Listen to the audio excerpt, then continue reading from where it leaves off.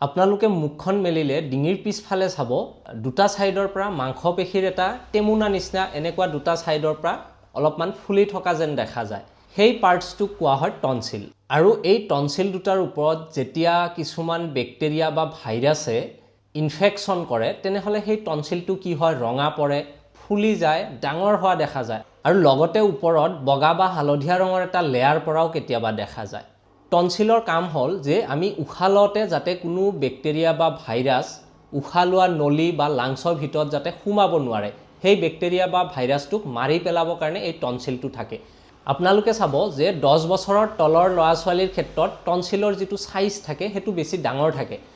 ডাঙৰ মানুহতকে সৰু ল'ৰা ছোৱালীৰ টনসিলৰ সাইজটো ডাঙৰ থাকে কাৰণ হিহঁতৰ হেতু বয়সত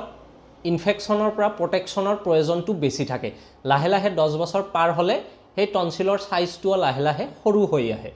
এই টনসিলৰ পৰা টনসিলাইটিছ বেমাৰটো কেতিয়া হয় ইয়াৰ আসলতে কাম হল যে ব্যাকটেৰিয়া বা ভাইৰাছবোৰক মাৰি পেলোৱা যাতে আমি উশাহতে হেবোৰ গৈ আমাৰ লাংছলৈকে নাপায় কিন্তু কেতিয়াবা কি হয় ব্যাকটেৰিয়া বা ভাইৰাছবোৰে সেই টনসিলৰ যেটো প্ৰটেকশন দিয়া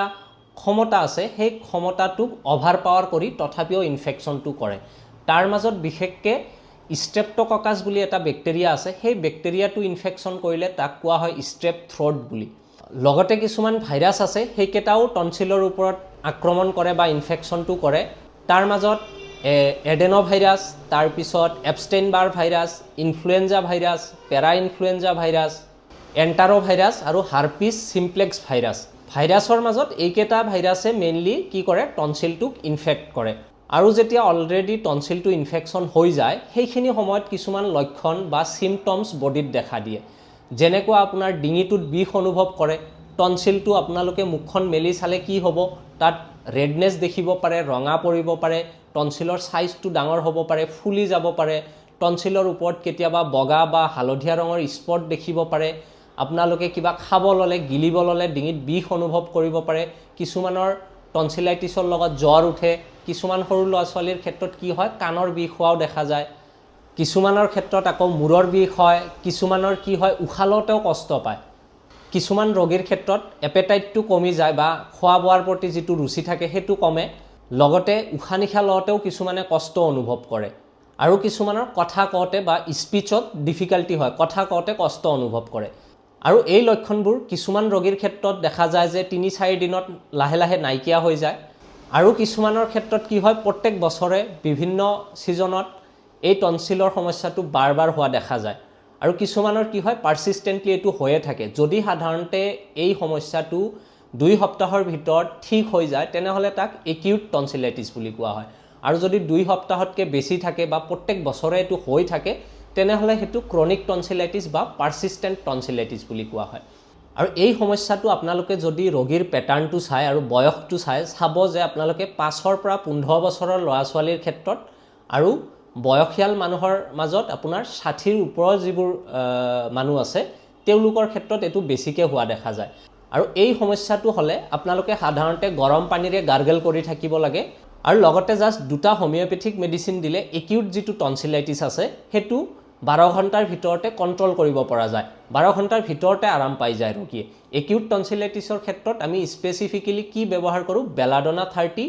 এই মেডিসিনটো গ্লোবিউলছত বনাই দিয়া হয় আৰু এটো 6টাকে গ্লোবিউল 3-4 ঘণ্টা মুৰে মুৰে খাবলৈ দিয়া হয় বা ৰিপিট কৰিবলৈ দিয়া হয় আৰু লগতে বেৰাইটা কাৰ্ব 200 বুলি এটা মেডিসিন আছে হেতু আমি কি কৰো গ্লোবিউলছত বনাই দিও আৰু এই বেৰাইটা কাৰ্বটো 6টাকে গ্লোবিউলছ আপোনাৰ দিনত দুবাৰকে খাবলৈ দিয়া হয় এই দুটা মেডিসিন জাস্ট যদি আপোনালোকে খোৱা আৰম্ভ কৰে চাব যে 4-5 ঘণ্টা ভিতৰতে আপোনালোকৰ ডিঙিৰ যিবোৰ বিষ আছিল এই বিষবোৰ লাহে লাহে কমিবলৈ ধৰে আৰু যদি ক্ৰনিক টনসিলাইটিছ হয় ক্ৰনিক টনসিলাইটিছ হোমিওপ্যাথিক মেডিসিনেৰে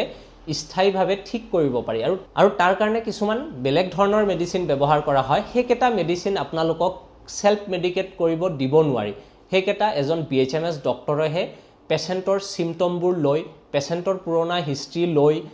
ঠাণ্ডা টলাৰেট কৰিব পৰা ক্ষমতা কেনেকুৱা বা আৰু থ্ৰটৰ বিভিন্ন সমস্যা আছে নেকি এইবোৰ গুটেই দিকবোৰ চাই হেবোৰ মেডিসিন সিলেক্ট কৰা হয় আপোনালোকক জাস্ট মই এটুৱে ক'বলৈ বিচাৰিছো যদি আপোনালোকে পুৰণা টনসিলাইটিছত ভুগি আছে তেনেহলে এবাৰ কোৱালিফাইড এজন বিএইচএমএছ ডক্টৰৰ হৈতে পৰামৰ্শ কৰি আপোনালোকে জাৰ্মান হোমিওপ্যাথিক মেডিসিন লওক নিশ্চিতভাৱে আপোনালোকৰ এই সমস্যাটো স্থায়ীভাৱে আৰু 100% সমাধান হৈ যাব।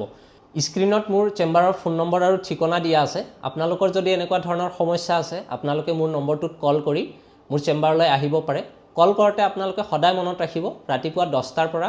ৰাতি 7টাৰ ভিতৰতে যাতে কলটো কৰে।